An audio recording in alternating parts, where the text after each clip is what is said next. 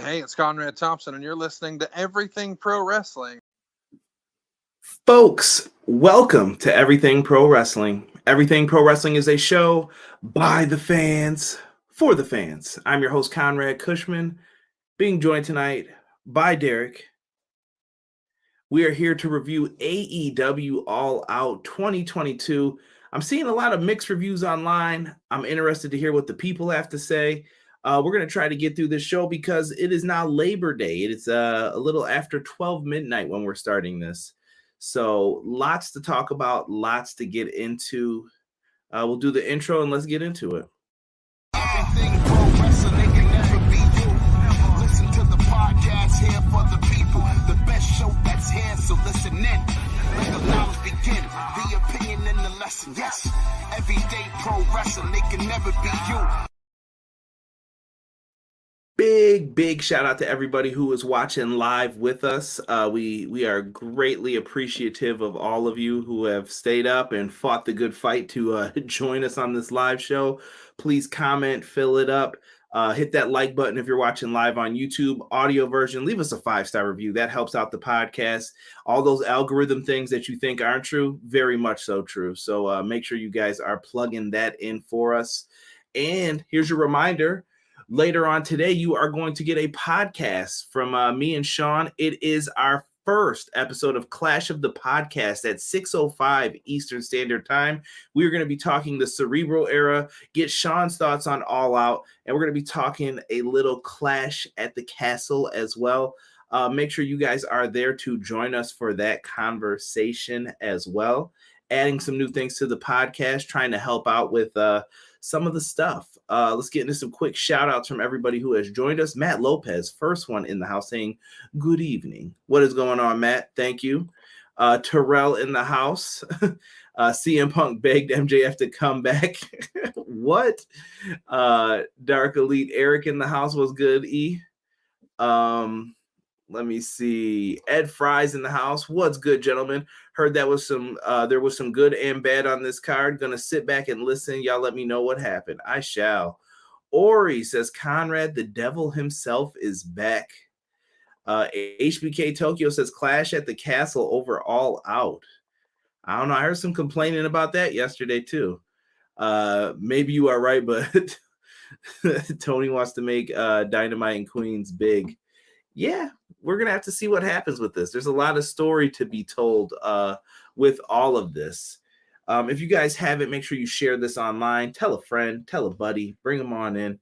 Let's talk a little pro wrestling. Derek, you ready to get into this thing, man? Let's go. So for this episode of the show, we started off with the, I was on the media call, by the way, and I did ask a question about why they went back to the 0 hour. Tony Khan gave a pretty cool answer. Go back and check that out. If you guys didn't hear that, I was finally featured on the media call. Felt good. Thank you, Tony Khan, for answering my question. But we start off backstage with an interview with the beautiful couple talking to RJ City, Sammy Guevara and Melo. What is going on here? They're interrupted. They hear a loud horn when they're trying to make out, and it's Ortiz and Ruby Soho. They're trying to run them down. Sammy gets run down again like he always does. Okay. And Ruby is in there, and they just start taking the fight to them. They're brawling, and this leads into the first match. So there's no special entrances or nothing. We just see Ortiz and Ruby Soho were rocking face paint tonight for Aja Kong and Bull Nakano. I thought that was really dope. A little side thing if nobody else noticed it. Sammy's bleeding on his head. He got cut open hard way. I saw some people complaining about the blood with this early on. Bro, he got busted open the hard way. Well, let it be what it is, bro. People, I understand this too, though, because there's too much blood on the shows by choice. And then when it happens hard way, it's like, what are you doing? I guess. I think it's because of Sammy's haircut, though, bro. It's like too short on the side. So when he gets hit with something, a boot or something, he's going to get cut open. They did a close near fall. Challengers couldn't get the win there. It wasn't enough. Tie KO on Ruby, catches her flush on the nose. We think she might have a broken nose after that because she walked around like this after with her hands over her face. If you guys can hear that on the audio version. And 1, 2, 3, Melo gets the win for her and Sammy. They are still the AAA mixed tag team champions.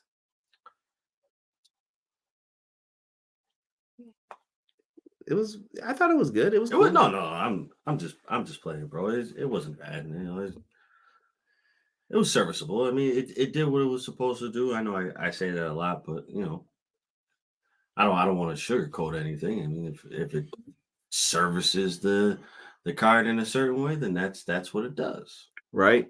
I see a lot of people in the chat trying to dunk on me. Hold your horses. We'll get to everything. Sammy's biggest rival is golf carts. I'm the devil. MJF stole my gimmick. Take it easy, Tokyo. Take it easy here. Sammy having his yearly run over. That will never get old. What up, BJ? And Ori is right. Sammy always has to get run over around this time of the year. It's starting to show up. Quick question for Derek. Says he has a J sweater on. Should the J stay in Toronto or move to a different place? I feel that it makes most sense. It's a New York State bird. Move them to Buffalo. I don't feel that's right. That just doesn't feel right. No. Toronto should stay where they're at. I mean, granted, it'd be big money for Buffalo because Buffalo definitely appreciated that. Buffalo's not gonna pay those prices though that they want to charge. No. So Toronto's better off just staying where they're at. Toronto's got a great fan base. I think most people here are more so Yankees fans, which is there's nothing wrong with that. But like you said, Buffalo's not going to dish out that kind of money to keep a professional baseball team here. I mean, they have the Bisons who do get kind of shitted on, but it is what it is. I mean, Buffalo has the best of both worlds. We have the Yankees basically because it's in New York State, and then you have Toronto where your farm team sends them off to Toronto. So I mean, Toronto's technically Buffalo's team, but save it for Derek's baseball podcast. They ain't going nowhere. Nah, I say that stuff. Sorry, they're not going anywhere. Let me see here. Ortiz and Ruby brought the fight to Sammy and Tay. They did, Ace. They tried. Coog says, looks like I get ringside seats to see Sammy and Tay in Mexico City for Triple Mania on October 15th. Nice. Nice move, Coog. Hudson, Sparks, what's good? What about the MJF return? We're going to talk about it. Oh, yeah. It's definitely going to be brought to the table. Yeah, it's definitely something interesting. It was a different way for them to go off the show tonight.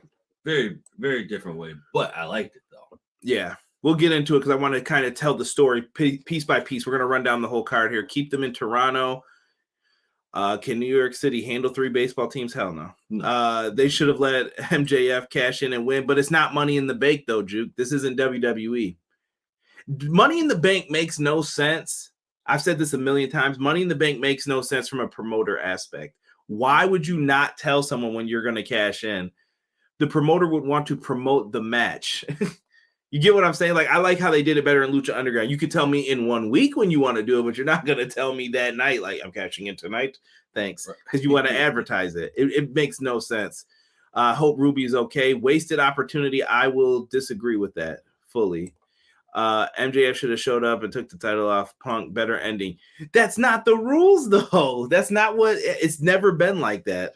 Yeah, no, because if you have it happen, I mean, it's basically the Money in the Bank situation and a promotion situation. So no one is geared to see that happen.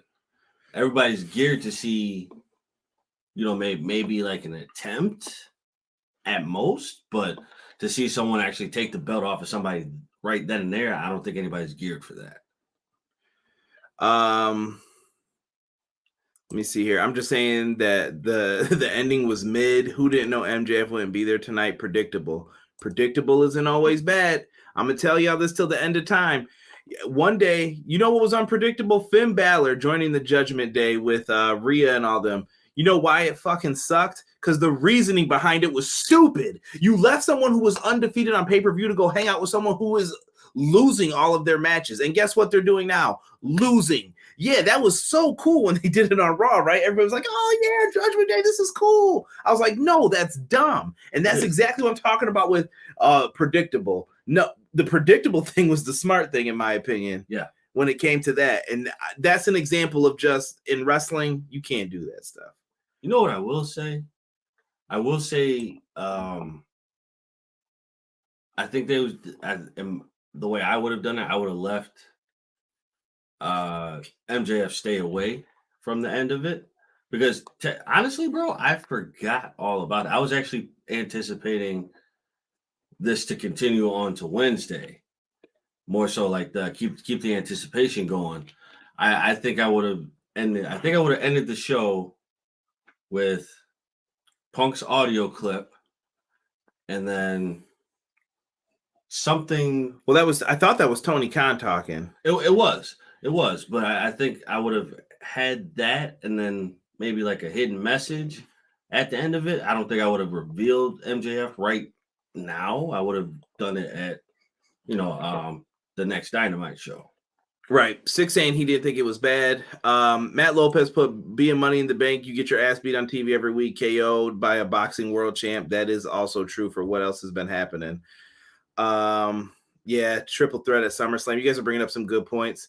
WWE said Edge was not supernatural enough. Nah, Edge booked himself out of that shit. Don't fall for that. If you've been watching pro wrestling, Lucha Libre Japanese, it's all predictable.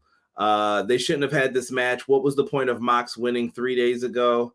That was like a week ago, wasn't it now? 2 weeks ago, maybe even. Yeah. It was a while back. Just to put Punk on and bring it on MJF like this bad booking. It was to do something different to pop up a rating, because right now they're trying to get their TV rights deals. So got them 1 million views. They pulled a WWE, which some people wouldn't like, but that's what they did. I mean, that was even a Joker mask. Come on, bro. Let's keep it consistent. The Joker, I don't know, man. I'll have mercy. Dude Love is in the house. What's good, Cactus? What up, Connor? Connor has joined us as well. Let's get into this Hook match so I can hear Derek praise it, because he better. So Hook versus Cool Hand Angelo Parker for the FTW championship here. Hook has wrestled in 12 matches, Derek, and Parker has 12 years experience. Early going Daddy Magic, Matt Menard helps him out, his tag team partner. They get the advantage on Hook, and during this part of the match, Hook starts suplexing Parker everywhere, just like his father told him to. And after that, Menard tried to interfere again. He stomps on his hands. Parker goes for a suplex. Hook reverses out of it, locks in that red rum, and he taps out instantly upon it just being put in on him. And I thought it looked good. The tag team 2.0 go for the jump afterwards.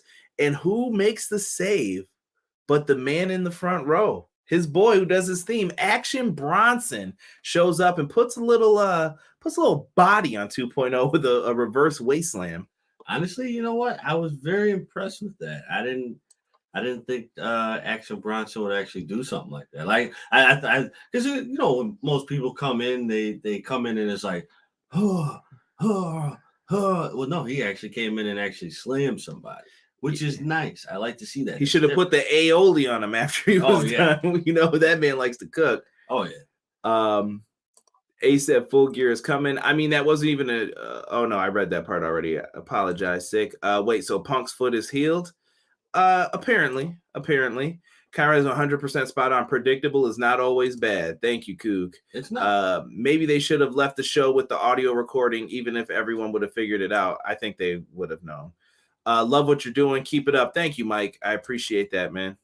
Conrad, when are you gonna roll with me down to Mexico for a AAA live show? I've got the ice cold dose and the we can't say that. That's illegal here. I will not be repeating what you have offered up, but thank you. One day I'd like to go to a AAA show if I could. I'm East Coast though, so it's tough. This match was very East Coast. All it needed was some Tim boots and a glizzy. Oh, come on, bro, not the glizzy. Come on, bro. Come on, bro. Not the glizzy. Our mayor definitely got attacked for glizzies. That's why it kind of hits home over here. You got to chill with that. After that, we saw maybe we're gonna get a tag match with Hook and Action Bronson. Did Hook finally impress you? He did. Was this enough to finally win you over? It's a start. It's a start. It's a proving ground. All right, so I don't have to say. Daddy, chill. I don't have to say that anymore to you. What the hell is that? All right, so no, we're good. This is the proving ground. This is the starting point onto bigger and better things. I hope and pray. okay. All right. Moving forward with the 0 hour show. This kind of flew by really quick this hour. We had Pac versus Kip Sabian. Now, Derek, I don't know if you got to see this match. Did you? No, you came during the Eddie and Tomohiro is when we finally met up. Yeah. Kip Sabian comes out, bro. I was very impressed. Kip Sabian had no ring rust in this match. He did a lot of things that he could do before, and I was like, yo, he looked really good in this. First time he's wrestled since Anarchy in the Arcade. Think about how long ago that was when we reviewed that with the video game box, him and Miro. Oh, shoot. That's a long time, bro. So It's gotta be a year now, right? Over longer than that. It was like, I think they said 500 something days almost. Really? Yeah, it was a year and some change. So that was the first time we saw Kip Sabian. He comes out, Pac's defending the All Atlantic Championship. If you don't watch AEW Dark, you're probably like, yo, what the hell is this? I know. He's defending it finally where you guys can see it if you don't watch Dark. That's why I would recommend it, though. He's been defending it all over the place. And at this point, they're good. They're doing the match. It's good back and forth. But Kip Sabian begins to snap during the match. He thought he had the match won at one point, and he starts yelling at the box. So the box is kind of like Head with Al Snow is what I started taking from this. Okay. I didn't know if that was going to make you a believer in this a little bit more. So the box supposedly controls him is what the vibes I was getting. Chat will probably let me know how they feel. Okay. So like with the Hook situation, this is a starting point. So maybe this brings them on to bigger and better things right now. Yes. Hopefully. What the hell is even that? Mark, thank you so much for checking in, my good friend. Hopefully you subscribe. I do know you from the Insiders channel. I see you on there. Thank you. I love you in the Impact streams, brother. This is the one match that I missed. This was a solid match, I would say. Kip Sabian, the unknown comic. Kip looked legit smooth. Kip was wrestling his ass off. Stop sleeping on Kip, Tokyo says. Punk is going off in the media scrum right now, Matt Lopez says. The box was like, Head, that's a wild ass comment, bro. Not gonna lie. hey, I'm just telling you what it is. So after this, he yelled at the box when the box was sitting on the table. So that was the first part of it. He starts to wonder, like, what do I have to do? Pac takes advantage of that, and he hits him with the black arrow. Thing of beauty, bro, when this dude hits that. Like, yes. Marvelous. Yes. He gets the dub with that. He wins. He's marching up the ramp, and you hear Orange Cassidy's music hit. So Jane's playing. Tony Schiavone's about to interview him. He doesn't get the sentence out. Here comes Orange Cassidy. Pac immediately says no. Before this man can say anything, he's like, no. And Pac tells him he is not a wrestler. He is a joke, and he should get to the back of the line. Inside the ring, Kip Sabian is yelling at the box while he's holding it now to his face. I think this could work for him with the Al Snow thing. It's better than what he had before. So if that's the case, I'll buy into it if it's going to work. But it has to be done correctly. But it can't be copied, if that makes sense. Man. Sorry, guys. Matt Lopez is bringing us the live right now. Punk is going off on the EVP, spreading rumors that he got Colt Cabana fired and Hangman bringing that shit up. Holy shit. He mentioned Nick Jackson. Orange Cassidy is coming for the All Atlantic Championship. Team Impact. We'll get to that match momentarily with that one. But Pac gets the win. It looks like they're setting up a feud with Pac and Orange. More on that to come momentarily. But you know what, though? This is kind of reminiscent to the whole Kip situation with the box. It's almost reminiscent to what is that? Someone correct me if I'm wrong, but I believe it's called The Puppeteer from the old Batman the Animated Series. Eric's been watching it, so Eric will probably be the first one to let you know. Yes, that makes sense. Correct me if I'm wrong. I want to say it's The Puppeteer, but let us know in the comments if you're not listening now. Eddie Kingston versus Tomohiro Ishii. This was one I couldn't wait for, man. They wrestled recently before this. Tomohiro Ishii got the victory in New Japan the last time they fought. In this one, though, bro, this was a heavy hitter. This was a King's Road match. This is the rematch, and I feel like Kingston needed the win going into this. We start off early with a chop battle. Kingston going for clotheslines on a seated Ishii, near falls, hard kick to Eddie Kingston's back. He's no selling. Then they start slapping each other in the face, back and forth, back and forth. If you don't know the New Japan style, you're not going to be into this, but it was really good. They're smacking each other around. And then all of a sudden, Eddie Kingston hits a nice jackknife powerbomb into a pin, but only gets a 2. Ishii starts coming in with the Ishii starts coming in with the strong strikes. Kingston hits the spinning back fist. They're just pounding all on each other. It's just headbutts, strikes, 2 headbutts. Kingston is able to hit the Northern Lights driver after that for the win. That was really good. It was like the snowplow, basically. Money. Al Snow all over this show, man. I see your fingerprints, bro. Exactly. Yeah, this is still new to me because I still haven't watched New Japan. Eventually, won't wake up at 2 a.m. I'm trying to get him to watch it live. I was gonna show him this shit on YouTube later. Bro, weak. 3 o'clock in the morning. That's brutal. Tell them fans that watching this right now. That's brutal. I mean, I love you guys. You know, happy to have you here, but as long as his wife doesn't show up again, this making him sip Sabian. Come on now. I agree with that. Phase 114. Oh snap! Glad to see another option for AEW content. Wish you great success. Thank you, Phase. I appreciate it, and I like your profile picture in there. That's pretty dope. Actually, oh yeah, that is dope. Smiley face with the skull. That's pretty dope. I like it. This match was fire. Chop City. I feel you. And that was the end of the 0 hour. I had fun with the 0 hour. I thought it was really cool that they had it. It was a callback to the All In name for what Tony Khan said on the media call when I asked him about it. That's what it is, right? Take it for what it's worth. Terrell's agreeing with you. 3 a.m. is brutal. Latest for me is 1 a.m. or 2 a.m. Yeah, sometimes in the New Japan shows, Rob will tell you guys, like, I ain't making it all the way through. It's rough.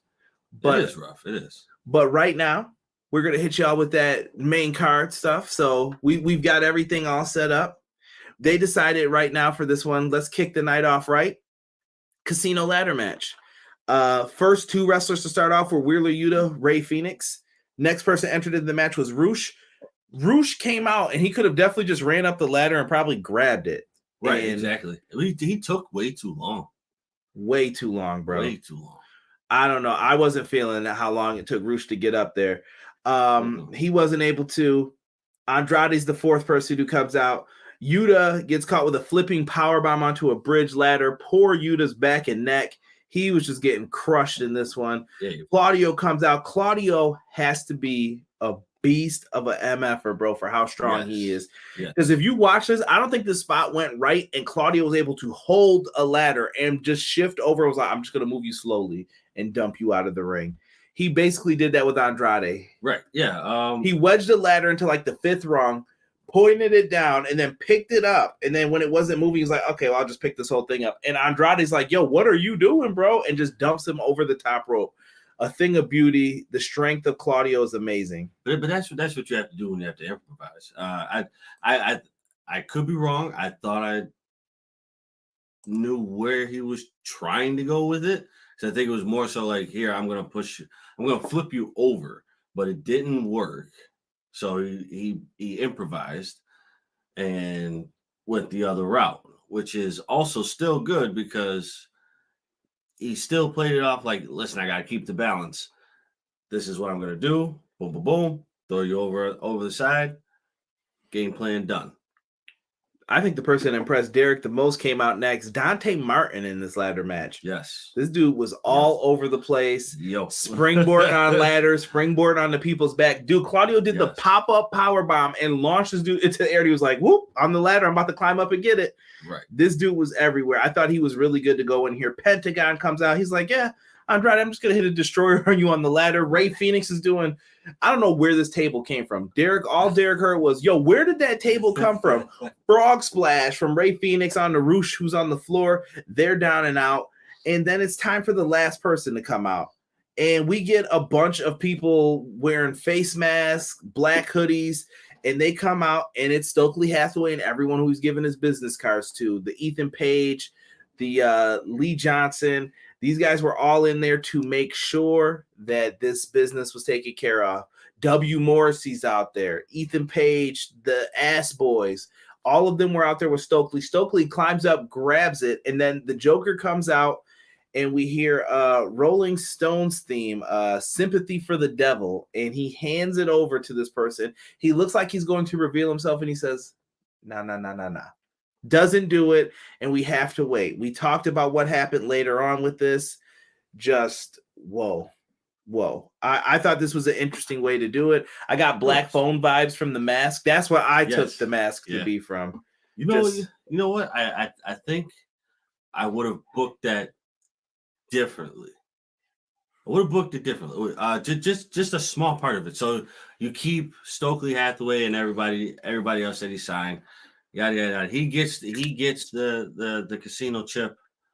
But then when it's time to reveal the Joker, I would not have had the Joker come out. I would have posted the Joker's face on the big screen, walking into the light, accepting the chip, then fading back. Apologies. I did say Lee Johnson. Not Lee Johnson. What's the other dude's name now from Ring of Honor? Oh my gosh, it's gonna piss me off. I'm drawing a blank now. Lee Moriarty, thank you. Too many Lees. Yeah. Keith Lee, Lee Moriarty, Lee Johnson. My bad. Apologies to my man Lee Moriarty. Dante was amazing. Mark says, one question. One of the other streamers I follow says that TK has made the show sloppy so that he can make the main event good. Thoughts? I feel like TK. I totally disagree with that statement. That is not what Tony Khan was going for. I'll have thoughts, but I'm going to save them towards the end, Mark. But it's going to be kind of good. I'm going to kind of wrap a lot of things within this. It's going to be about fans, kind of, though, my thought process when we get to the end here. Retribution flashbacks. Everybody's yelling wrongly. Thank you. Everybody dunking. I got you. The end of the match killed it for me, honestly. Should have revealed there. Nah, disagree, BJ. I enjoyed that they didn't reveal it there. I think they did the end of the show incorrectly instead. I think they did both wrong, did too much, and didn't let it breathe. Okay. We're going to move on because we're going to end up touching back on this. Let's get into this trios match, shall we? Now, following up from that, we went into the trios. Who are going to be the first trios champions? Kenny Omega and the Young Bucks versus Hangman Page and the Dark Order. I thought this match was kind of a sleeper banger. I don't know if I'm giving it sleeper match of the night, but this was fire. You know what? I could say sleeper because you wouldn't expect. Don't get me wrong, Dark Order is one hell of a group, but you wouldn't expect them to wrestle the way, or at least I wouldn't expect them to wrestle the way that they did tonight, because tonight was actually like spot on for them. Yeah, it was definitely spot on. Like, because a lot of people could have looked at the Elite versus the Dark Order as a kind of a situation as a 21 whitewash. Damn. Sorry. Damn. Sorry. I mean, yes, you had Hangman Page on your side, but it's the Elite. And a lot of people probably would have been like, all right, they're going to walk all over him now that Kenny's back. Maybe. I could see that too. It felt weird to see Silver and Reynolds in there with it. And I know people have issues with the Dark Order, and I don't really blame them for that. But I thought they delivered tonight. I will give them that. They definitely did. Early on in the match, Hangman stopped Silver and Reynolds from doing cheap tactics against his friends. We get that nice runaround with Silver, the spot that I thought Claudio was going to end up doing, but I guess he must have saved it like, oh, Silver's going to do this spot where he comes out, does the European uppercut, stomps people, flips off. He was doing everything. This dude was all over the place in this match. We have some nice trios moves being done, some close near falls. I'm trying to skip over some of this because you guys don't want to hear all of this. Hangman and Omega, great spot where they drag their partners because everyone does a great four-way super kick with the Young Bucks, Dark Order. Boom, super kick. Everyone's down. They drag the legal man into this, pulls them over. They tag in. They get in the ring. Kenny Omega and Hangman face off for the first time since Full Gear. They're in with each other, and they begin brawling, and it was great. I thought the fans really got rowdy for that spot. They did. Definitely did. Omega hit the Tiger Driver after that. Hangman hits a buckshot lariat on Kenny's neck. After that, he goes for it again on the other side, but then this time they play off of the Full Gear spot where Matt's like, no, what are you doing? Right. Then Nick Jackson and them grab his foot. Like, it was just crazy, all of the stuff that happened in this. He got caught after with the BT trigger. You think that it's over there. John Silver's about to get hit with the One Wing Angel. He rolled through, bro. This part made us shit our pants almost, bro. That was such a close 3 count. Yeah. And technically, you could also say, he officially did not really kick out of the One Wing Angel. He wasn't officially put in it. No, he didn't kick out of it. He rolled through it. I know, but you know how they say like only 2 people. Don't make JR mad. He don't play that. See, you don't want to do that now. Don't start saying people kicked out of that. People will go off. After that, though, he goes for it. Hangman's trying to help. He goes for a buckshot lariat. Kenny ducks because he knows him so well. Yes. Down he goes in. One Wing Angel after that to Silver. He ain't kicking out. 1, 2, 3. That's it. The Elite are the first trios champions. Yes. I thought it was a wise move. I thought it was good to do. Yeah, because you have to figure out what you're going to do with the Dark Order. Let me see here. It was nuts. They put this match on second. You know what? I'm actually good with them putting it on second. Casey says the tag match was the sleeper match. I may agree with that one more, so I may be leaning into that.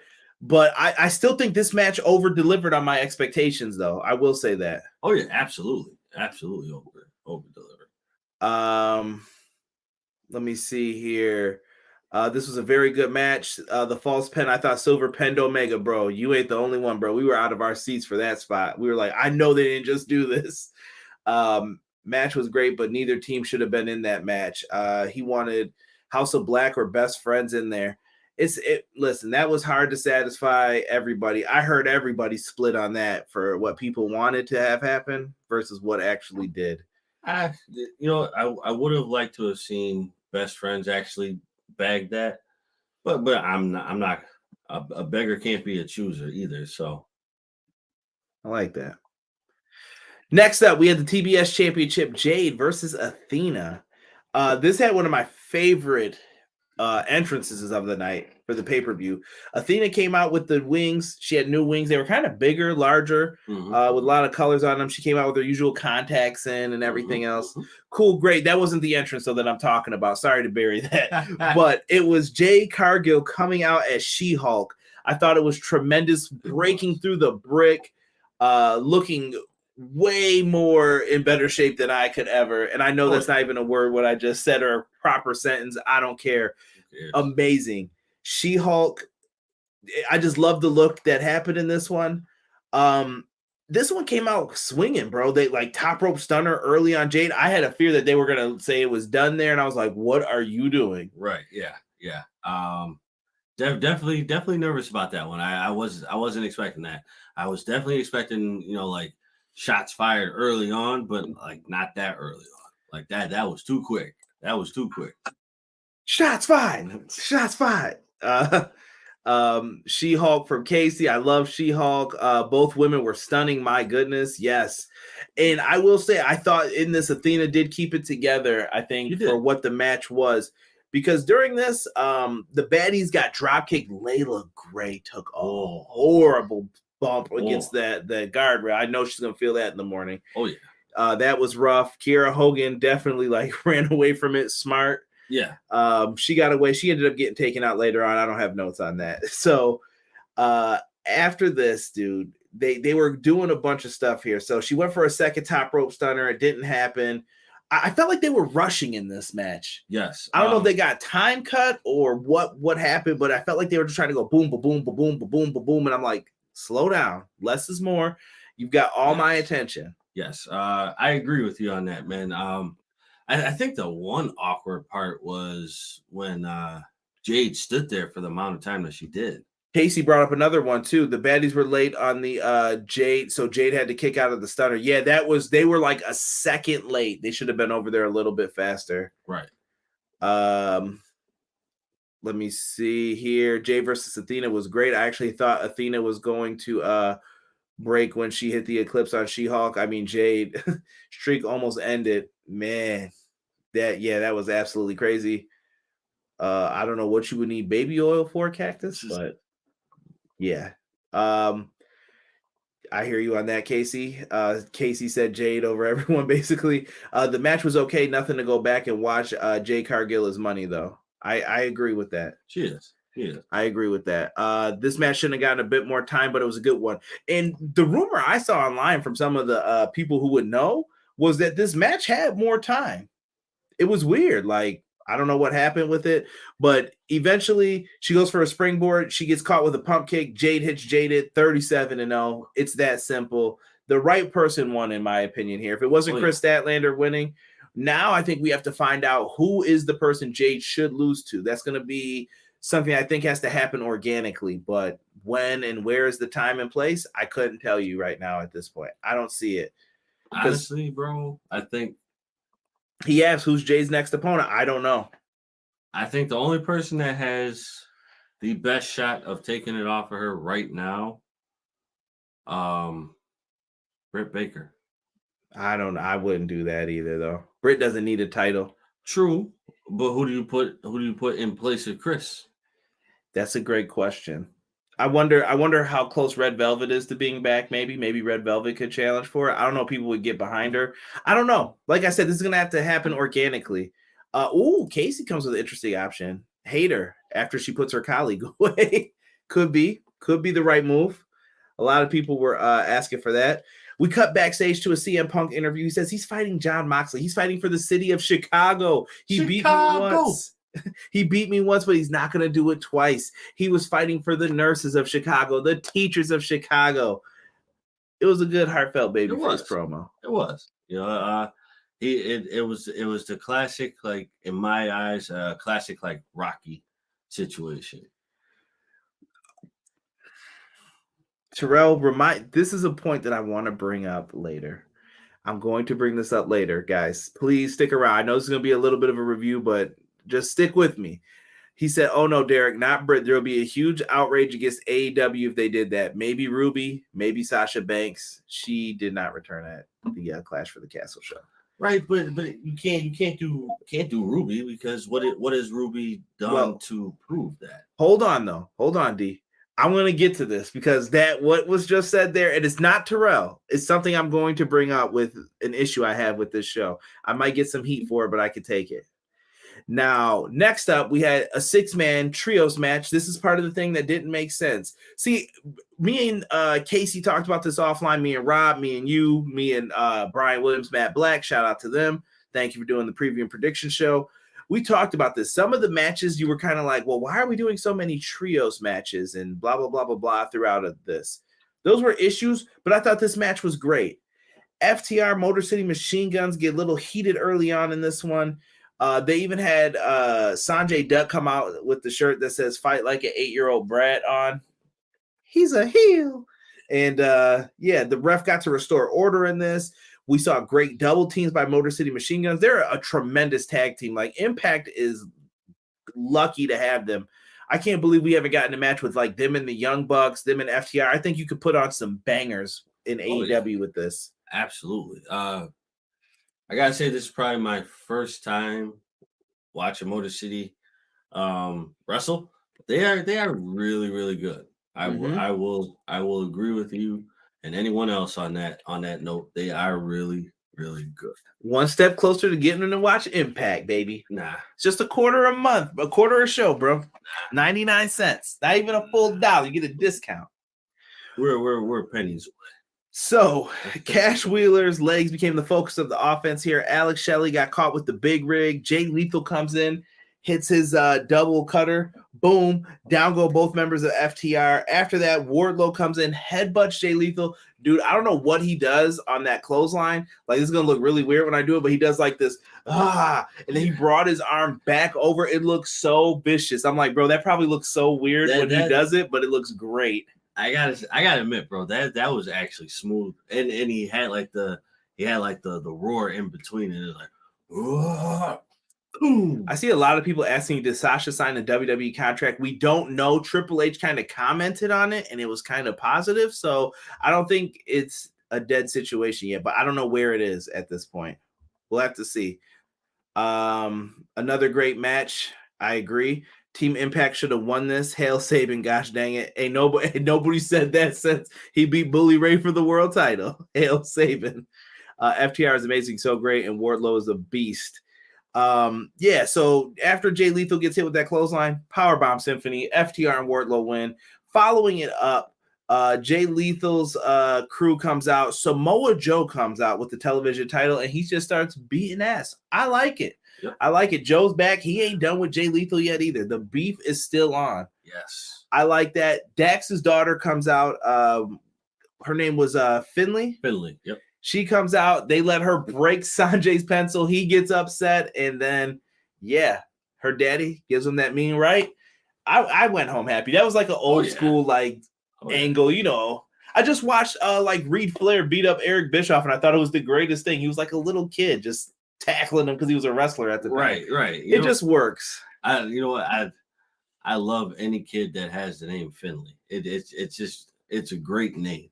And the energy, you know, God bless her too, for everything that she went through. She's definitely a fighter. So to have her out there. Skyline, I am not repeating that, but I see it's on here on the screen. I am not repeating that though.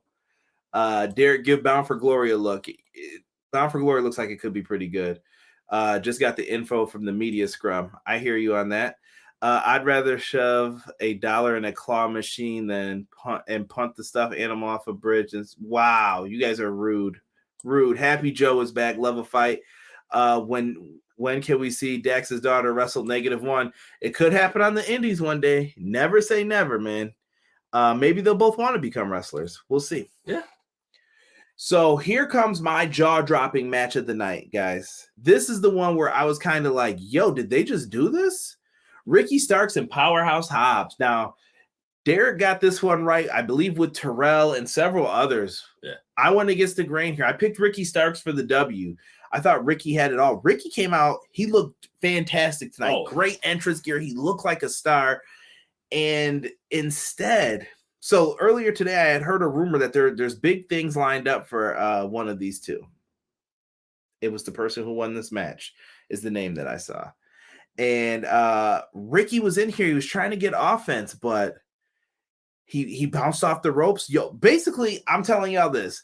Powerhouse Hobbs dominated this match. He did. Ricky went for that spear. Spine on the pine. Dunzo, bro. 1, 2, 3. That was it. They made Powerhouse Hobbs look like a beast. Yes. A beast, bro. And I read that they were really talking about giving him a big push. So but you know what? No, I think he definitely needed it. Because you know, for the amount of time that he's been here, I think he had like one brief push, and that was when they actually brought him out to actually beat Powerhouse Hobbs in Team Taz. But then they kind of he was great on Dark though, bro. Like I think Brian Williams was talking about like watching people that he was mocapping for, and he said he was so impressed by Powerhouse Hobbs. Like he was one of the guys he was like, he's gonna get signed. He knew it. He was like, he's gonna get signed. He's too good. And I definitely agree with that. And this dude is gonna be a big star. But I still think Ricky is going to be a big star too. You're not gonna just let that float away. But I think when you had to look at the two, who would have been elevated more by the win? Hobbs, because it's like I said for my prediction. You had to give it to Hobbs because if you gave it to Ricky, then what does this do for the feud that they have? Tokyo, everybody coming in to dunk on me tonight. I feel like I'm just stuck in the paint and I can't get out, man. Yes, Tokyo called him winning as well. This chat is spicy, but not as spicy as CM Punk's media scrum interview. I hope the chat never gets that spicy. Well, hot dang. Hobbs squash Starks. Maybe they'll build for a bigger match. Maybe Ricky can come straight from the set of Disney's next movie, Motocross 2. Yeah, he did look like Road Rash a little bit, but I like the attire. Connor, I got to admit, when I saw that Finley clip, I'll admit I was thinking of Jeff from the Insiders. I know he wants to teach his kids about wrestling at an early age. Yeah, man, I appreciate that, Mark. Yeah, shout out to Jeff too, man. I hope things are well with Jeff. Maybe Hobbs becomes TNT champ. Could be. Hobbs truly needs the win more. Yeah, I didn't think about it until after the fact. Like I said, I can't change up some of the stuff that was happening with that one. No. And then on top of that, you also have to think of my man Ricky. Are you done? Because this is ridiculous. He didn't do too hot tonight. He did not, but you know what? Ricky's on the way. This feud isn't over. It has to culminate with Ricky finally winning a match against Powerhouse Hobbs, but it has to be one of those situations where Powerhouse Hobbs gets the best of him 2 to 3 times before Ricky actually wins. Okay. We'll see if this goes down this way. I'm going to remember this, that you called this. Let's get into what some are saying. Sleeper match of the night. I think this is the match that sucked a lot of energy out of the shit, man. Wardlow and Hobbs team up. Fire and Ice reference, baby. Hold on. I got to take myself off so you get... Yeah, you know I'm all about Fire and Ice, man. That's my team right there, dog. That's my team. But let's get into some real tag teams. I saw that in the corner. Swerve. Shout out to Jocelyn, the OG of the Ricky Spanish. Yes. Swerve in Our Glory versus the Acclaimed. Sleeper match of the night. I think Casey Dub did that, and I will have to agree. This match had us up out of our seats as well. They were just straight going for it tonight. Yes, they were.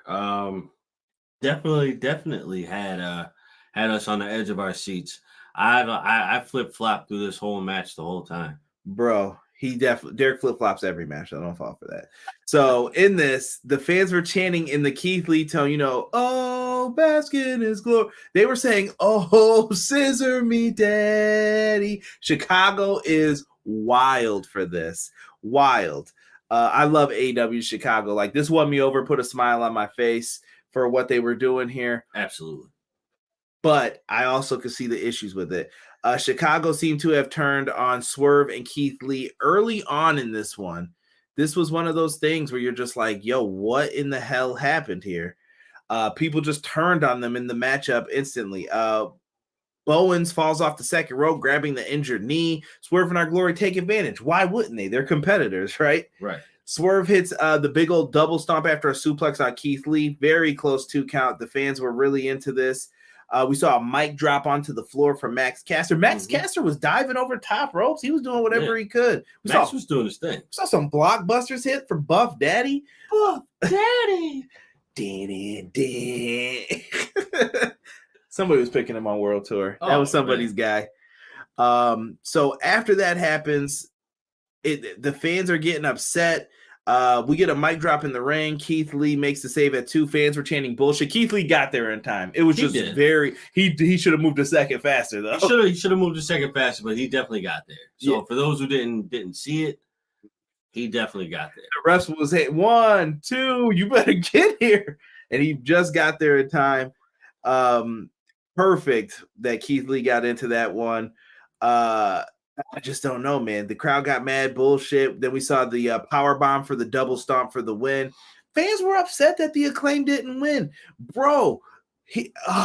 This was so aggravating too, though. I was just like, bro, I couldn't go for it though, man. Like it wasn't the time to take the belts off of them. They just got them. They were cheering when they won them. Now all of a sudden they hate them. What did they do?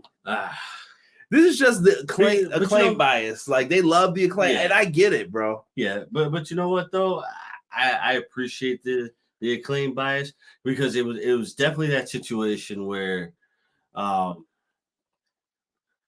in his glory and Swerve City is there, but Scissor Me Daddy is on a whole nother level, bro. That's such bullshit. Acclaim got robbed, damn it. Bro, they got me on a couple of those false finishes. Casey said, match of the night, Tokyo said. I would not be mad. That could be argued, I think. I feel this was match of the night. Oh, absolutely. Of all the times my mom to call, didn't listen to anything she said. No, he didn't. Just because his hand is in the pile doesn't mean he pushed it over. Wait, what? Just because his hand is on the pile doesn't mean he pushed it over in time. Listen, bro, Keith Lee got there. He got there. He definitely got there. I'm pretty sure he did. Like I felt like he was there in enough time. It wasn't as bad as some of the other ones tonight. Right. Acclaim was over big time for sure. I know that you went over this during 0 Hour. I knew about AEW ROH, but I wasn't aware that AEW and AAA were working together. They definitely do. I think AEW's open to working with anyone right now except for WWE because of the whole like you tried to steal my talent stuff. But more on that momentarily. Tony on the media scrum said he might run the tag title match back again at Grand Slam. That would probably be the time if you were going to do a title change. Yes. A beautiful story told in the ring. The hot tags, Bowen's fighting forever. I'll have to watch that again. Dude, this match, the crowd died after this match. Laugh out loud. They poured it in for the Acclaim. Yeah, that's part of the issue because this is where Derek said afterwards. After this is where it kind of got like, yeah, it got shit. It got real. Casey's saying he didn't make it. I think he got there in time. He got there. He definitely got there. I'm not agreeing. The angle that you're probably seeing when they get a close up, it looks like he got there late, but it's more so like I got there, I hit his foot, he's off. Yeah, it was like a crappy breakup because the guy's still on top of the person, and you're like, what is this? Right. Whatever. At the end of the day, they didn't call for the W, so this is what we get. We get into next, the interim women's championship match. Toni Storm versus Dr. Britt Baker, DMD, Jamie Hayter versus Hikaru Shida.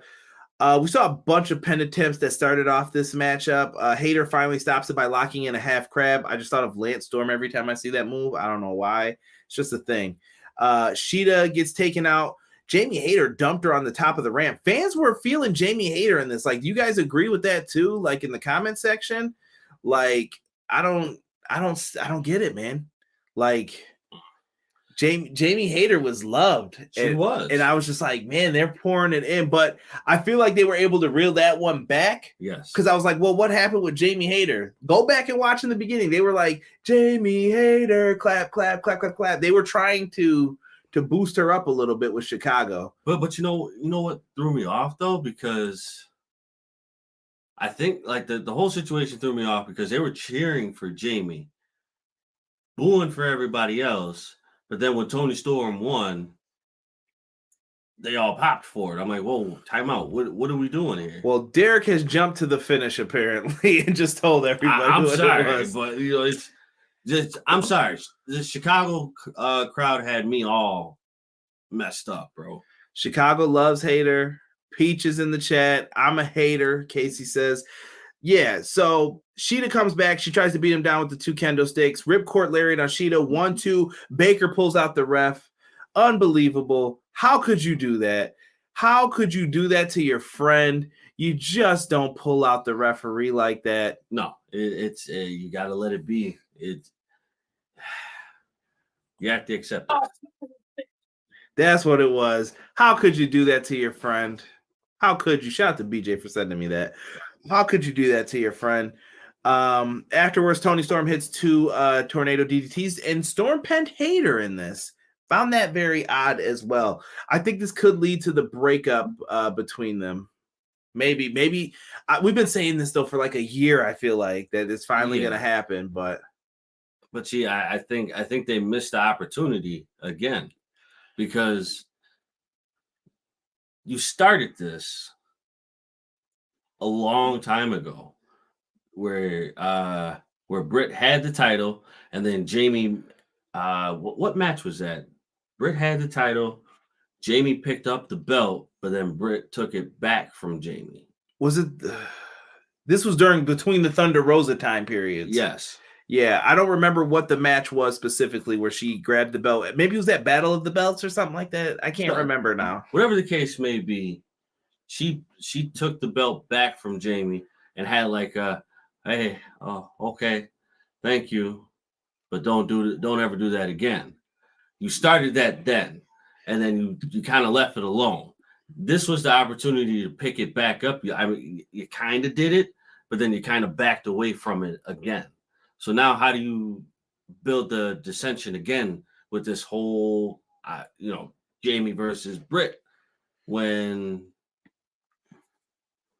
Jamie didn't win the belt or Britt didn't win the belt? I felt like Jamie should have won it. It could have gone either way. Maybe Casey's right. Maybe you pivot her towards the TBS championship now. Change your focus a little bit. Let Tony rock and do what we're gonna do with that. I guess. Hold on here. I'm trying to go through these in order here. Mark said to me, it feels like TK didn't have his pulse on the crowd, and that's why the crowd were so upset during some of the matches. Is it should I just do this now? This rant thing that I'm going to say? I feel like it's an appropriate time for it. I'm going to say this. I felt like overall tonight, this was the thing I've been talking about throughout the show. I feel like fans didn't have their minds made up either for what they wanted. Like for some of the stuff, I feel like it's split. So the sides that are split are going to say one thing versus the other. I saw people setting themselves up for matches saying, and I'm just going to use this as an example, and I'm more so leaning towards the main event with this. Oh, Tony Storm better win that 4-way or I'm going to be so pissed because of X, Y, and Z. Oh, Jamie Hayter better win that match because I'm going to be pissed because of X, Y, and Z. They should do a surprise because it wouldn't be predictable if Sheeta won. This was a lot of the shit that I was seeing with AEW. Fans are starting to try to fantasy book this shit, and you're going to get your feelings hurt. Stop doing that. You only need to fantasy book when shit is bad.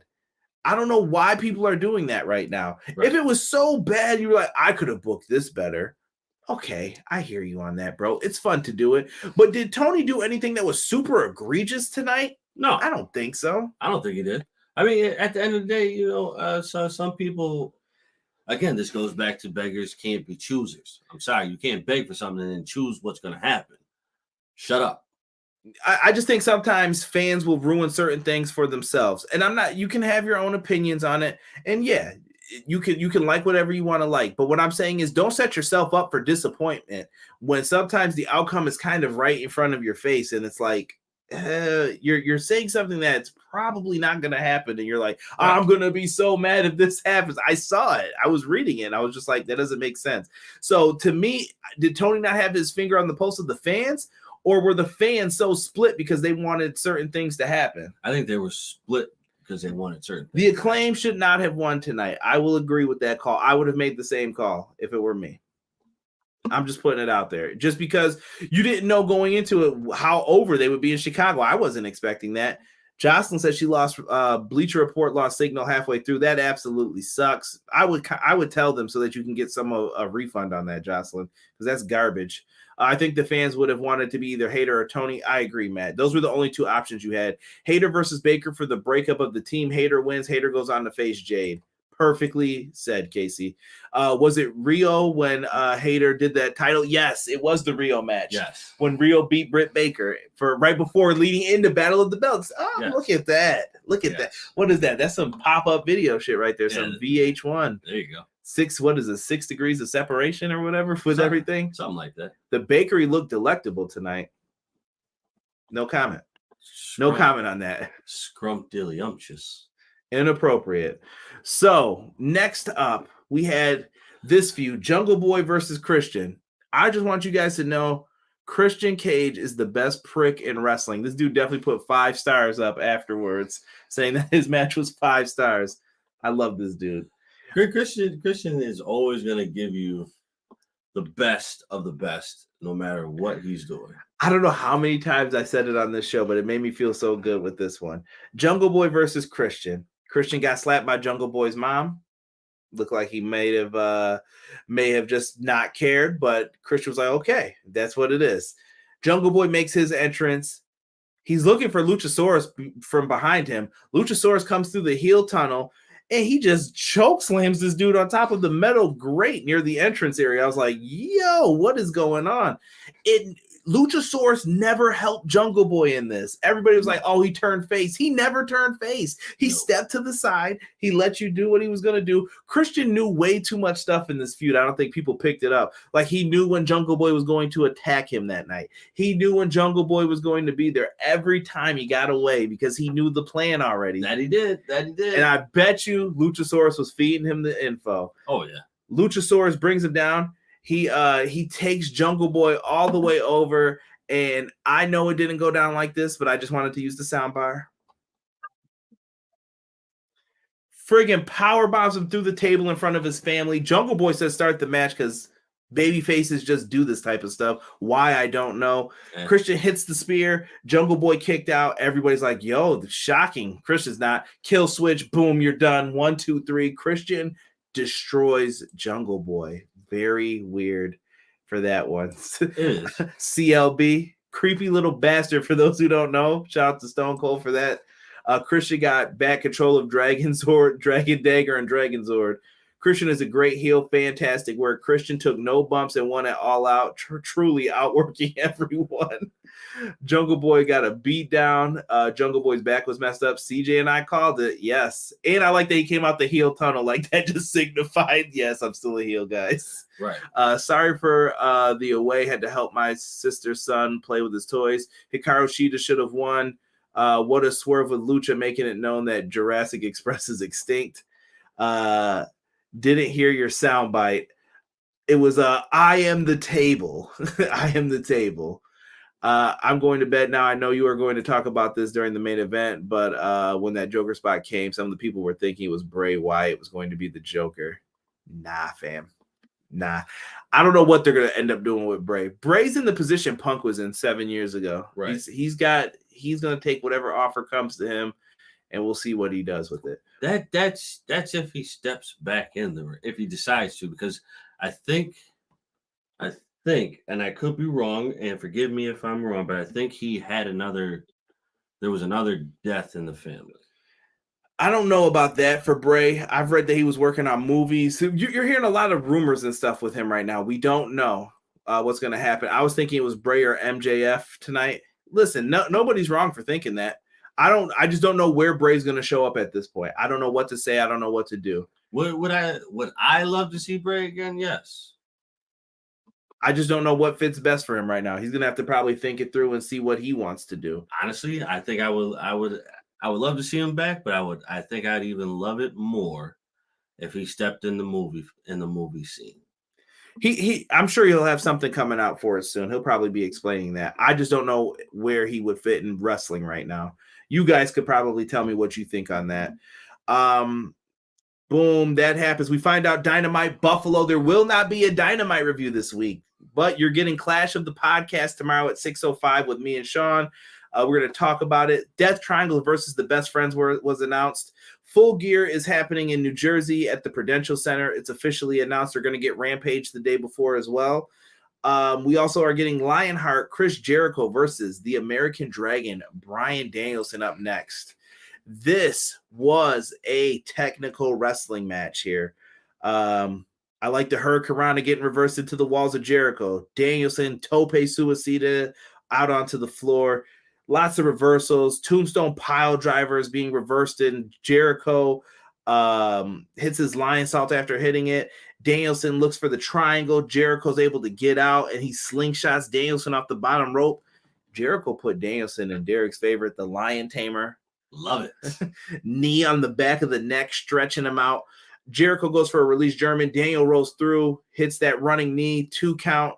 Cattle mutilation locked in, the elbow strikes. You got basically, this was the best of Chris Jericho and Bryan Danielson. That's what it was. It was a mixtape, basically, of what they were going to do throughout this. Danielson appears to be going for a dragon suplex. Jericho backs into Aubrey Edwards, the ref. Low blow with the leg from behind. Ref didn't see it. Hits him with the Judas effect. 1, 2, 3. Jericho wins like that. You know what? This had to be the way that it had to go. I'm sorry. Jericho had to win this because then this begins again with the dissension of. Thank you, Casey, for reminding me of something. I got to say this after. It definitely starts the implosion of between Jericho and DG. Well, I don't know if Garcia is going to end up like that. We'll see. I think Buffalo's going to tell the real story here. I think it's going to happen, bro. So here's my question for both Karen and Derek. Would Fire Fun Playhouse work well under Triple H's WWE or AEW's creative? I don't know. I don't know if I want Bray to go back to The Fiend. I don't know. No, I want Bray. Don't get me wrong. The Fiend was cool, but the Fiend gimmick got destroyed. And I'm going to say it got destroyed with Alexa Bliss. That ruined everything for me. So now I don't really want to see him come back as the Fiend. I want him back as Swamp Daddy Bray. Yes. The Bayou. The Bayou Bray. Because that Bray was definitely frightening. Yeah, he definitely had a creepier world. See, Tokyo just said he wants Eater of Worlds too. Hold on here. I'm getting to Cody and MJF World Champions in 2023. This was a beautiful match. Hawk says, great match. Jericho on the media scrum saying Brian was like wrestling Eddie and Dean, just so much fun. Nice. Casey brought up a comment. I got to give this to Kenny for your thoughts. He said Super Soaker Kelly with the guy who came out to do Bryan Danielson's theme, who he did kind of like have a machine gun Kelly look to him. Dirty for that, but I did laugh. Wrong winners in a lot of these matches. It felt like WrestleMania 32. It didn't matter who won this match. They both can lose at all costs. It doesn't matter. That's how I took this. I don't know. Right. Man. Yeah. No, that's how it was. And Tokyo said he wanted Eaters of Worlds. I thought he got destroyed when Randy set him on fire. He came back after that, though. He came back like Jason X a little bit there. Oh, my God. That movie. Yo, hold on, bro. That has one of the best scenes of all time, though. The liquid nitrogen joint. Face in, smash the head. Dope. I'll give you that. Yes, I'll give you that. But Cactus, my man Cactus says Bray needs to come back in his cleanest dirty shirt. Foul, bro. Throwing up a tech on you for that. Come on now. I love that match. I thought that Jericho and Danielson, I could have went either way on it. I think originally I had Jericho picked, but I picked Danielson. Yeah. Somebody had convinced me on the preview and prediction stream. Hold on. Somebody said, I cannot repeat that, Tokyo. Jason X, damn, that liquid nitrogen was pure gold. See? JS won't be in Garcia's corner this Wednesday night on Dynamite. Yeah, we'll just cut into that now. Jericho says it. So Yuta and Daniel Garcia for the Pure Championship in Buffalo. I can't wait to see that one. I need that old Bray, the song about the old fat cat in the top of the stairs. Cactus is a wild guy, if you guys do not know. Wild. Where are we in this? Death Triangle Best Friends. We already mentioned that as well. That got brought up. Let's get into the House of Black here versus Darby Allin, Sting, and Miro. And there was something I found out after this match that I kind of want to talk about too. Shout out to Matt Lopez who gave me this info at the end that we're going to bring up. Early on, we see some issues with Miro. He's waving off Darby and Sting for tags. They're not a trio team, so I would like to see that where they're not communicating well with each other because Miro's solo usually. You don't need nobody. Right. Darby Allin eventually makes his way in. He got the crap beat out of him by everybody in the House of Black. I love it. They all look like monsters. Sting comes in and is no selling. He put on the Scorpion Deathlock. He's still no selling. That's what Sting does. He's classic 80s wrestler. Gotta let it rock. Scorpion Death Drop followed up by the Coffin Drop on I can't remember. I think it was Brody King who got that. Buddy Matthews makes the save. Malachi goes for his big kick on Sting, but Sting had a surprise for him. Black Miss. Sting's miss looks so weak, bro. Like, I didn't even see the Black Miss come out, but then when I saw Malachi's face, it was covered. I was just like, how did he do that? But it looked like nothing came out. We need that old Muda miss. When Muda used to do it, bro, that shit used to come out green as hell. Like, you couldn't miss it. Him and Tajiri. I don't know what happened to people doing the miss, man. We got to get some practice. I need some lessons on that. Right. Definitely gotta fix that up. But you know what though? I like it because it was different. You know, Sting's never done anything like that, so it was definitely different. I appreciated it. Oh goodness, Cactus just asked a difficult question. This is all right. We're gonna get into this. After Darby pinned him with the mist in his face, Last Supper. I am going to pull up the exact quote from Sean Ross Sapp because I do not want to butcher this. Where is Matt Lopez? Right here. After the match, House of Black hugged. Malachi blew a kiss to the crowd and bowed on his way out. There were rumors that he wanted to request his release from AEW and that some ish was going on. Tokyo, I thought the same thing. I always thought it was a female singing Danielson song. Same here. I hope this isn't a goodbye to House of Black, just to see you later. So are they using Malachi Black better than they did in WWE? Main roster, yes. Mm-hmm. I think everybody would want to be used how they were used in NXT, but that was only a temporary situation. It was, you get what I'm saying, Derek? It's like graduating. It's like, oh, am I being used great as in the developmental system?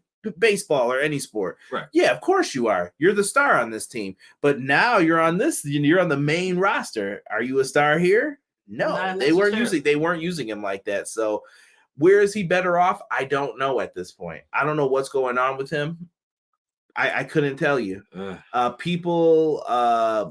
Black's not going back to WWE. He's going to take a break from wrestling. I also thought that the chick was singing Danielson's song. Casey said to Jerry's miss, Muda all day, bro. Don't you dare. Don't you dare come in here with that disrespect. I love Tajiri's too, though. Tajiri's was really good. Oh, yeah. I think he started implementing some of the colors too, right, Casey, when he was on SmackDown? Yeah. If Great Muda saw that miss, he'd be saying, this is how you do it, fool. Black was used terrible under Vince. Oh, absolutely. Everyone rocks on NXT, but then you go to the main roster and you get put in the wrong hands. That is 1,000% true, bro. That's one of the bigger issues that people would say that they have with all of this. It's time for the main event, bro. Let's get into it. I feel the voices are giving out, low on water. So thank you guys for rocking with us into the overtime of this. But AEW World Title, CM Punk versus Jon Moxley. CM Punk came out in the long boys. This time, though, it was like the reverse. It was the all white. Mm-hmm. So you know what that means. Blade job. Someone's bleeding in this match when you see somebody wearing white. Jon Moxley comes out his usual way. We get them playing hot to the crowd immediately. Jon Moxley does the sit down, double bird to the face. He's like, I don't give a shit. I don't care. Moxley definitely flipped the bird to the crowd a lot in this. I think he was trying to make sure that they got the proper reaction. So I appreciate Moxley going the extra mile. CM Punk teases a quick victory after he hits a GTS, but Moxley kicked out at 2. Unbelievable 2-count kick out because I thought it could have been over there. The beginning of the brawl, they started going through the crowd. And they get back by ringside. Punk is opened up. I don't know what opened him up, what it was supposed to be, but Moxley is raking the tape across the face, punching him in the head. Punk's bleeding bad now. It's a gusher. Yes. I don't know, man. Moxley stomps Punk in the bloody face. Punk hits that straight leg lariat. Shout out to D'Lo Brown. Love those. Those were always great. CM Punk goes to the top rope for the Macho Man elbow drop. Moxley swivels to the side. Catches him in that choke. He's trying to choke Punk out, and he's avoiding it. Punk is able to get to the ropes. He locks in an armbar. Moxley gets the bulldog choke in again, transitions into the ankle lock. Moxley was trying to F that bad foot up. Oh, yeah, he was. Yeah, he was. That was a big focus for him throughout this. And then this is where I began to get worried throughout this match, bro. I began to shit pants a little bit here. When he hit the Death Rider, Moxley goes for the pen, 2.9. Punk kicked out of this great. It wasn't like the big kick out you're used to seeing. It was just shoulders up. It is. Less is more at times. Less is more. It was really good. This leads to more elbows. He goes back to the Bulldog choke, but Punk is able to stand up out of the Bulldog choke with Moxley on him, hits a GTS. Moxley bounces off the ropes, and he lands on Punk's back again, and it's like everybody then has to cheer Punk on to do it again. Very smart how they did this. Mox is laying there. He's like, you got me. It's over. Yeah. Punk picks him up again, dots him one time on the face with the knee. He goes down for the pin. 1, 2, 3. CM Punk is your new AEW champion. To all those people who said if Moxley doesn't win, I'm going to be pissed. I don't know how you didn't see this was the story in Chicago, where Punk is from. The man is loved here. I was surprised that he got as many boos as he did, but bro, I'm sorry, dude. This Chicago crowd was not it for me. Very weird for you? Very. Like, they extremely wishy-washy and indecisive as to what they wanted to do. Okay. I got you on that, Matt. Thank you for clearing that up. Casey loved the long boys. I mean, if they're not spit and miss right, I'm sure they can teach them. They got a class for everything else, a master class on how to spit. Let's see here. The winner of the main event had no business winning. Like the Acclaim losing, this was bull. How was Punk winning BS, though? Can't believe Mox didn't bleed, BJ said. The white bloody pants. For once, Mox didn't bleed. I think that was great.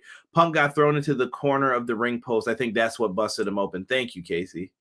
Let's see here. Hawk said Mox smashed Punk's head into the ring post. I love that match ending. Punk is great. Correct choice here. Punk beating another John in Chicago. Ooh, not wrong, though. Take All Out somewhere else, not Chicago every year. Could be. So following that, the lights go out, and we get this weird tape being played. Lights go out. What's happening? A tape is played. And it sounds like it's Tony Khan talking to MJF, saying like, listen, I want you at All Out. We're going to do this. We're going to do that. I'm going to let you go out. I can't extend your deal right now, blah, blah, blah, but I'm going to pay you. He bleeps out how much money it is to show up and be in the casino ladder match. Okay. MJF took him up on that, and that's what ended up happening. He comes out. He reveals himself as the masked man. They even teased it before with him taking off the mask, and then he put on that scarf. Very well done in the video package, I thought. MJF goes out. He's revealed as the Joker.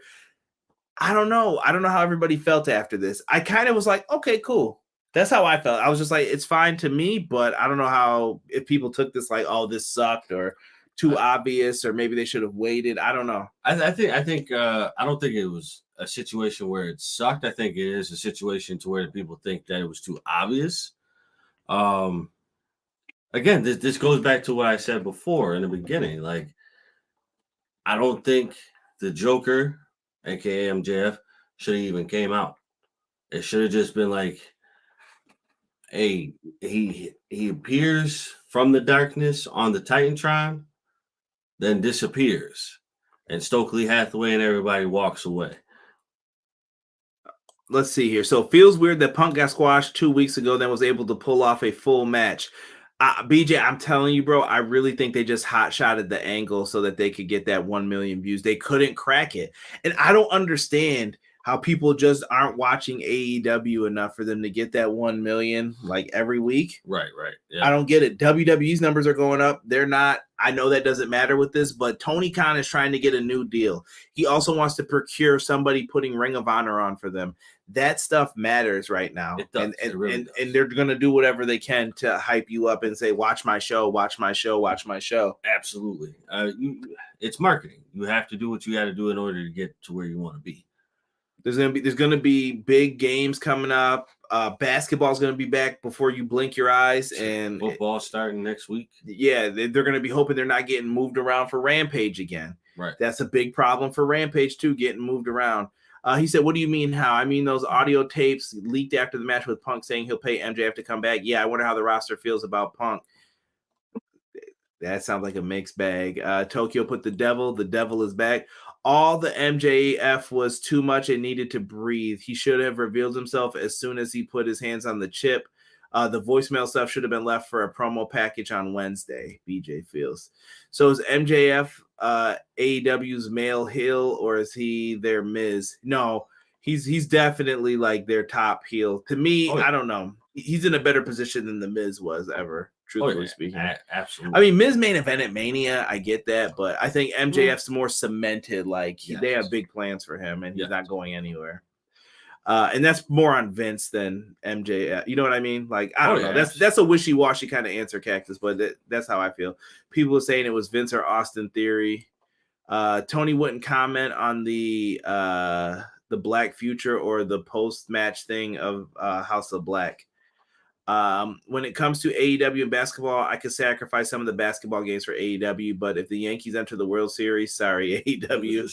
Hey, listen, you got to watch what you guys want to watch. Let your eyes do the speaking for it, basically. Overall, guys, before we get out of here, chat, put your grade in here for it. I got a grading scale in the comment section for those watching on YouTube. Derek, we kind of talked. Are you still in agreement with that grade going through all of this now? Yeah, no, I am. We're going to give this show tonight a B+ for us. I don't know. I just think that it's the right move to make for the show. Was it great? I wouldn't say so. I think it had some great parts in it, but not everything was great. 15 matches is a lot. It is a lot. I thought everything was good, and we got some okay on here. But for the most part, was there anything egregious? No. Is this their worst show ever? I'm gonna say no. I still hold All Out 2020 as their worst show ever. Yes. In my opinion. Yes. You know what? Is it fair to say All Out may seem to be the kryptonite for AEW? Because I feel like that pay-per-view hasn't always performed like it should. Right. Casey says, as someone who comes from a storytelling background, hard disagree on revealing MJF when he got the chip. Definitely keep that a secret, but I do agree that he shouldn't have been at the end. Okay. Ace is giving it a thumbs up. Boy, I'm going to be up late night catching this scrum on after this. It's going to be a wild week. I give this show a B, Matt Lopez says. Casey agrees with the B+. B+, it wasn't bad. Just the winners that won. Only legit winner, that was Jade. EPW, A++. B out of A for Clash of the Castle and B for Worlds Collide. Yeah, I could get into Worlds Collide. I got to complain about that. It was a good wrestled show, but overall, afterwards, I could I have a thing about that upsets me a little bit. I liked All Out, but I actually felt it wasn't going to sell as well as the others. It was going to have a streak of the records breaking. EPW gets an A+ as always. Derek, the kryptonite for AEW is Chicago. I am the brave one saying it. Switch the city to other cities. Chicago is taking too much. Yeah, they are taking too much. They've gotten a lot from them. Oh my God, they've gotten damn near everything from them. Yeah, B, partly because of the crowd, Hawk says. He's going B as well. Interesting. So we're all in that B+ range for the show. Like I said, not the worst show of all time, in my opinion. No. BJ said, I hope you all enjoy the show Wednesday. Thank you. And I hope you all will take time to check out me and Sean as we get ready for that Clash of the Podcast tomorrow, 6:05 p.m. Eastern Standard Time. Be there. We're going to be talking some pro wrestling. Can't wait to see what you guys think of the show. We're going to have some episodes planned coming up soon for it. So make sure you guys show us some love. For myself and the man they call Derek, we are out for this episode of Everything Pro Wrestling. Thank you for joining us. One. Everyday pro wrestling, they can never be you. Listen to the podcast for the people, the best show that's here, so listen in. Let the knowledge begin, the opinions, the lesson, yes. By the fans, for the fans, not many in this can understand, this the podcast to show you who I am, Conrad Cushman, the legend in the plans, please listen every day to the showcase, the opinions and knowledge that anyone can take, showing you how it is done, proving I am number one, what a legend becomes. This is now my time to show you that I am here. This podcast just to make it loud and clear. By the fans, for the fans, not many who's here can understand everything pro wrestling, they can never be you. Listen to the podcast here for the people, the best show that's here, so listen in. Let the knowledge begin, the opinion and the lesson, yes. Everyday pro wrestling, they can never be you. Listen to the podcast for the people, the best show that's here, so listen in. Let the knowledge begin, the opinions, the lesson, yes.